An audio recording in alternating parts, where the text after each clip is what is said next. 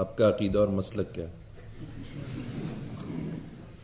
قرآن مجید کی آیت ہے جس میں یہ بتایا گیا ہے کہ مسلمانوں کو جب ان کی جمعیت رسول اللہ صلی اللہ علیہ وسلم کے بعد منظم کی جا رہی تھی کہ تمہارے باپ ابراہیم نے تمہارا نام مسلمان رکھا ہے، تو میرا یہی نام ہے، یہی مسئلہ ہے۔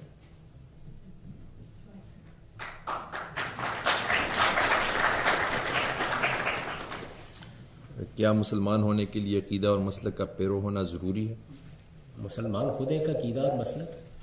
مسلمان کا مطلب ہے کہ جو آدمی خدا کو مانتا ہے، اس کے فرشتوں کو مانتا ہے، اس کے پیغمبروں کو مانتا ہے، اس کی کتابوں کو مانتا ہے، آخرت میں جواب دہی کو تسلیم کرتا ہے، تو اسی کو مسلمان کہتے ہیں۔ مسلمان ہونا ہی عقیدہ و مسلک ہے، اور ہم بس مسلمان ہیں۔ ہمارا نام ہمارے پیغمبر نے، ہمارے پیغمبروں کے ابو الآباء نے مسلمان رکھا تھا، اور میں نے آپ سے عرض کیا کہ مسلمان یا اسلام یہ کوئی جگہ یا کسی فرد کا نام نہیں ہے، یہ اس سے نسبت نہیں ہے۔ اس کا مطلب یہ ہے کہ ہم نے اپنے پروردگار کی ہدایت کے سامنے سرنڈر کر دیا، اس کو ہم نے مان لیا ہے، تو اس کو مسلمان کہتے ہیں۔ اسی نام سے اپنا تعارف کرائیے، یہی ہمارا نام ہے۔